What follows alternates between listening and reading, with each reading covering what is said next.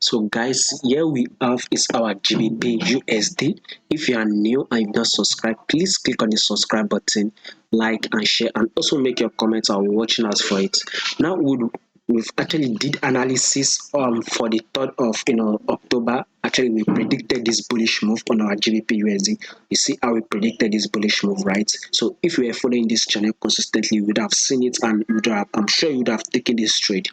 Now we would want to see the movement for the next day, which is on the 4th of October.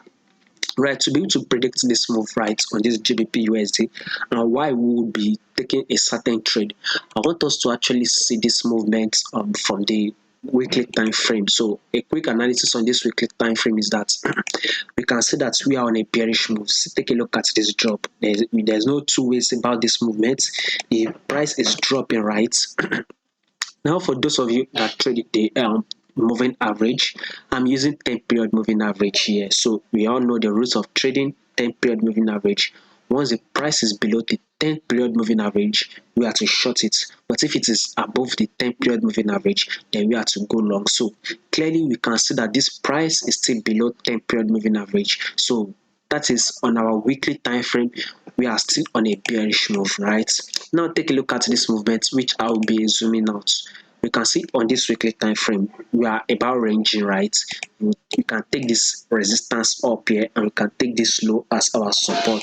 Also this level again, where price came to this our support level, we saw the price roll up to our resistance level, and now it has dropped to this our support level. Now we all know about trading.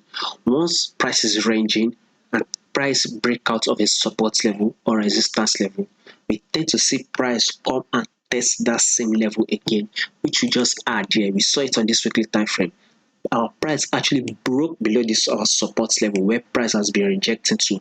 Of course, once price break below it, we would see price come to test the level. It is exactly why we are having a bullish move. You see the week that just passed, we actually had a bullish move. So this week, right, which is on Monday, that has just started, we've actually gone bullish, right, by the way. So this is one of the reasons why we are still going bullish. So for the next day, we are trying to predict this price movement. I still believe would actually open and close bullish. Now, the reason why I said so is that we would roll down to the daily time frame. Now, take a look at this movement, right? Daily time frame.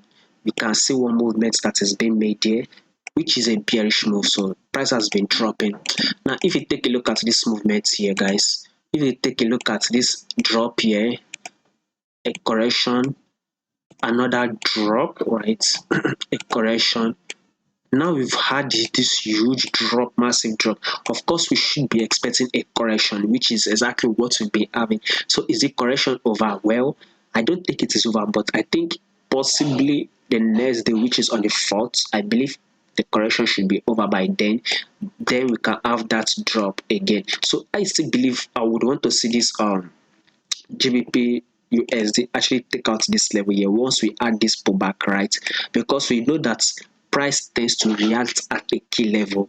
Once price gets to a key level or a certain level, price tends to react at it. So this is a key level, right? Because price actually came and gave us a pullback here. So definitely once price comes to this level, we should see a reaction at this level. So the next day, if we are to go bullish, I think we still have about 150 pips to be made.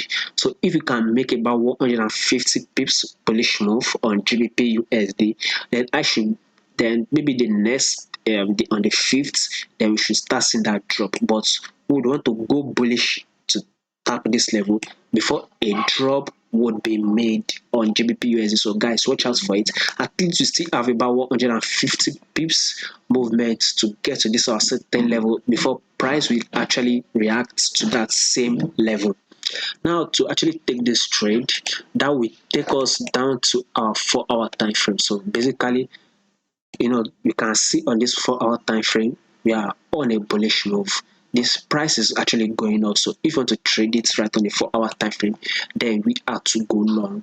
Secondly, is that this price is still above the 10-period moving average, meaning we are still to go long. I mean, those of you who trade 10-period, the moving average is that once the price is above 10-period moving average, we are to go long. So clearly here on this 4-hour time frame, we are still on a bullish move. You know, we once talked about it on our daily time frame, whereby we still have about 150 pips bullish move to be made. So on this 4 hour time frame to take this trade, we are still on a bullish move. So I think we would still actually go long for the next day till this price come that hits this level. We saw this price reacted at this level, it bounces up, right? It also came to this same level, then it drop, it pushes up. Then we saw it actually come to this close to this level, and once price broke below it, we saw price tested this level. So if you were to look at it on this 4 hour time frame, price has reacted to this same level multiple times. So definitely once this price pushes up, we should actually see it react at this level. So from year to year, once we once talked about it on our daily time frame, we still have about 150 pips bullish move to be made. So it depends on how early you watch it. I think we should be able to achieve it all in the London section. Once the London section open, we should be able to achieve it. Maybe during that New York section, then we would now start seeing a drop. So it depends on how you want to take the trade, by the way. So GBP USD, we should actually go bullish before a drop would be made.